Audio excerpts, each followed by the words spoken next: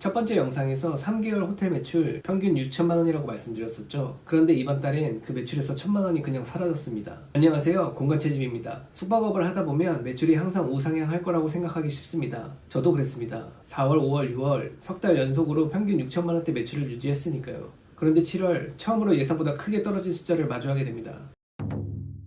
7월 플랫폼별 매출 그대로 공개하겠습니다. 에어비앤비 167만 5천원, 수수료 제외하면 138만 9,409원입니다.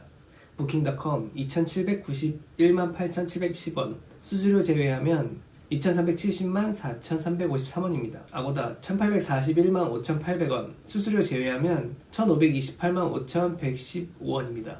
직접 예약은 약 100만원 정도였습니다. 총 매출은 4,900만 9,510원, 수수료를 제외하면 4,137만 8,877원이었습니다. 여기서 월세, 공과금, 세탁비, 청소인건비, 기타 잡비까지 모두 제외하고 나니 순수익은 1,800만원 정도 남았습니다. 평균 매출 6천만원과 비교하면 매출 1,000만원이 급격히 빠진 셈입니다. 왜 이런 일이 생겼는지 한번 따져봤습니다. 첫 번째 이유는 에어컨입니다. 호텔을 인수했을 당시 각 객실에는 벽걸이 에어컨이 이미 설치되어 있었습니다. 잔금을 치르기 전 작동은 확인했지만 모든 방을 오랫동안 디테일하게 체크하지는 못했습니다. 시설을 인수하실 계획이라면 잔금 치르기 전에 인수할 기기들은 반드시 꼼꼼하게 체크하시길 권해드립니다. 잔금을 치른 뒤 바로 인테리어 공사를 진행했기 때문에 멀쩡해 보이는 에어컨은 교체 리스트에 없었습니다. 오픈 후 2달이 지나고 날씨가 더워지면서 에어컨을 하나둘 켜기 시작했는데 며칠이 지나면 하나씩 고장이 나기 시작합니다. 날씨는 점점 더워지는데 에어컨은 하나씩 계속 고장나고 객실 환불에 예약도 받지 못하는 상황이 이어지다 보니 결국 전체 객실을 한 번에 교체하기 위해 3일간 전체 객실 문을 닫았습니다. 하루 평균 매출이 200만원 정도이니 3일이면 600만원의 매출을 그냥 포기한 셈입니다. 손해는 컸지만 지금 돌아보면 오히려 다행이었다고 생각하는 이유가 있습니다. 에어컨을 빠르게 교체하고 나서 그 이후로 정말 지독하게 뜨거운 여름이 찾아왔습니다. 하지만 교체한 덕분에 다행히 별탈 없이 여름을 넘길 수 있었습니다. 만약 그때 교체를 미뤘다면 어땠을까요? 성수기에 접어들어 에어컨 수리 일정까지 밀리면서 지금보다는 훨씬 큰 손해를 봤을 가능성이 큽니다. 게다가 3일 동안 에어컨만 교체한 게 아니라 각 객실 화장실 실리콘 작업이나 미처 처리하지 못했던 자잘한 부분들도 함께 손봤습니다. 결과적으로는 이 3일의 손해가 이후 후기에는 오히려 긍정적인 영향을 줬습니다. 두 번째 이유는 제 판단 실수에서 시작됩니다. 저는 7월을 비수기라고 판단했습니다. 날씨는 덥고 비는 계속 오기 때문입니다.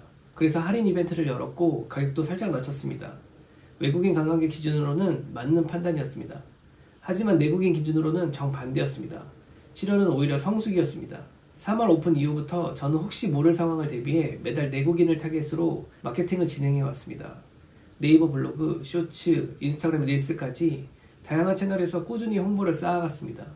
그 덕분에 4월, 5월, 6월도 내국인 비중이 작지 않은 상태였는데 7월에 외국인 예약이 줄어들자 그동안 쌓아온 마케팅 효과가 터지면서 내국인 예약이 폭발적으로 늘어났습니다. 예약은 늘었는데 왜 매출은 줄었을까요? 문제는 가격이었습니다. 할인을 하고 가격을 낮춘 상태에서 예약이 몰리다 보니 방은 거의 다 찼지만 매출은 오히려 크게 줄어드는 결과가 나왔습니다. 그래서 8월부터는 빠르게 가격을 다시 올리고 조정해놨습니다. 세 번째 이유는 청소 직원분들의 처우 개선입니다. 저희는 이미 청소 인건비 시급 자체를 다른 곳보다 높게 책정해왔고 그 덕분에 장기 근무를 원하시는 직원분들도 늘어나고 있었습니다.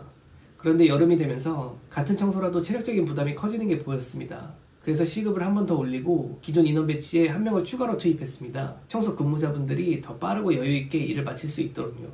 그 결과 인건비가 한 달에 50만원 정도 더 늘었습니다.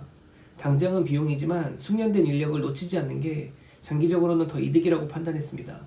이 세 가지 이유가 겹치면서 7월 매출은 예상보다 크게 떨어졌습니다. 하지만 그 이유는 조금 달랐습니다. 에어컨과 시설을 업그레이드하고 청소 직원분들의 근무 환경까지 개선하고 나니 객실 컨디션은 오히려 최상으로 올라갔습니다. 자연스럽게 후기도 더 좋아지기 시작했습니다.